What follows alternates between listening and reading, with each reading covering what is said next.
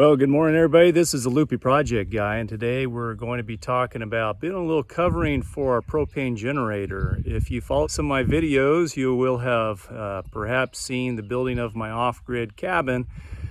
And today there's a propane generator that's alongside the cabin that's used to charge the batteries when we have no sunlight. So we're going to put in a bit more permanent of a structure to keep that protected from the weather, but try and do it with just some of the materials around the property and keep the costs very low while making it look nice and giving a completed look. So as I turn around, see here the mess that I have at the moment. We have our large propane tank, a little box that was used at one time to try and insulate the sound from the propane generator, and then this tarp on top of the generator itself to keep it protected from the weather.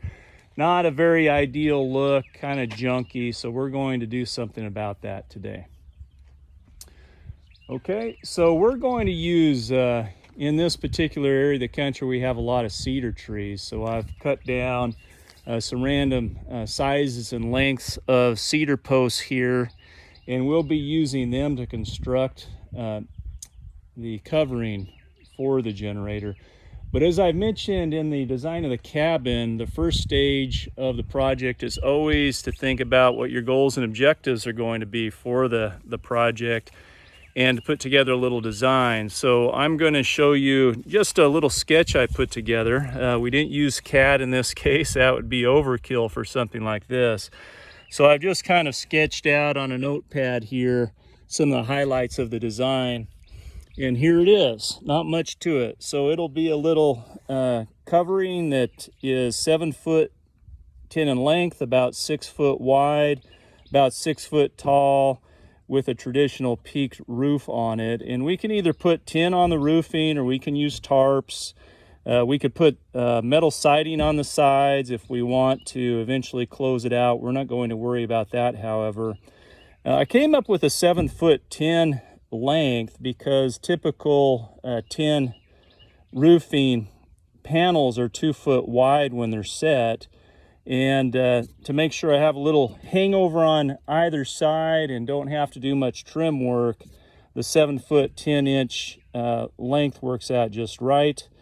And for the roof line coming across, if I make the width 6 foot tall, that actually makes both of these angled roof lines about 3.5 foot, 7 foot taller, and that way I can use an 8 foot length panel either bent or cut down the middle with a roof cap and minimize my waste of the roofing there as well.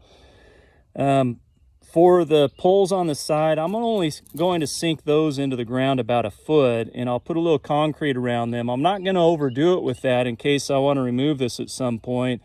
I'm going to put just enough in to keep the poles vertical and allow it to withstand wind, but not so much that it makes it really difficult to remove at a later date if I choose to remove it.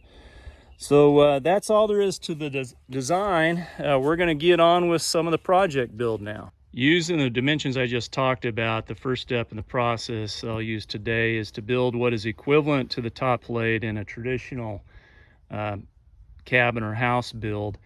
And you'll see down here at the corners, I've kind of notched them out so they fit together, and then put one screw in them to hold them together. And then we'll square this up at a later point when we go to install it. But next we'll be moving on to digging some of the post holes for setting the base poles that this will sit on.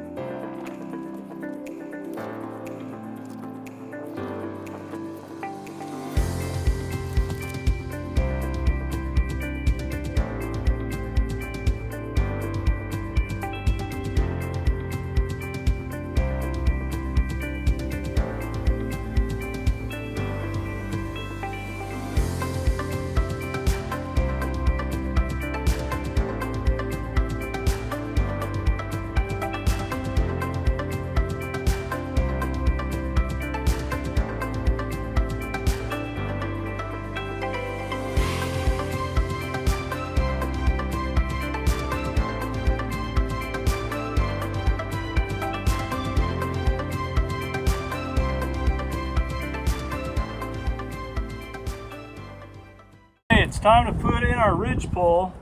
You may have noticed that with each of these screws I always pre-drill a hole first. That's so I don't split this wood.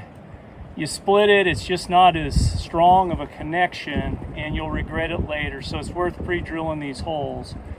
The ridgepole is, all poles are a little bit thicker at one end than the other, and that's no different with this ridgepole I just cut.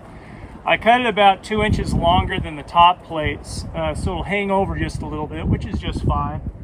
And I'll put the thicker end on the side with the thicker support post, and the thinner end with the thinner support post. And that way, the post that's thicker, that can handle more pressure, more force over time without sagging, will have the majority of the weight on it. So here we go.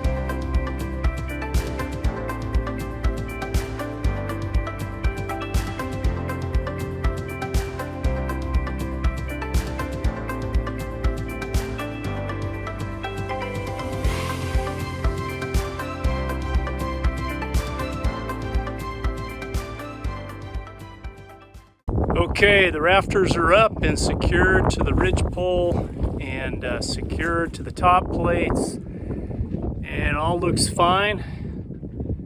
Between trying to run off the goats and get these up, I think it went pretty smoothly. So I'm just going to put one more mid-span up there because I'm going to start off with a tarp rather than metal roofing, and we'll need one more mid-span between the top plate and the ridgepole to support the tarp from sagging. So we'll do that next.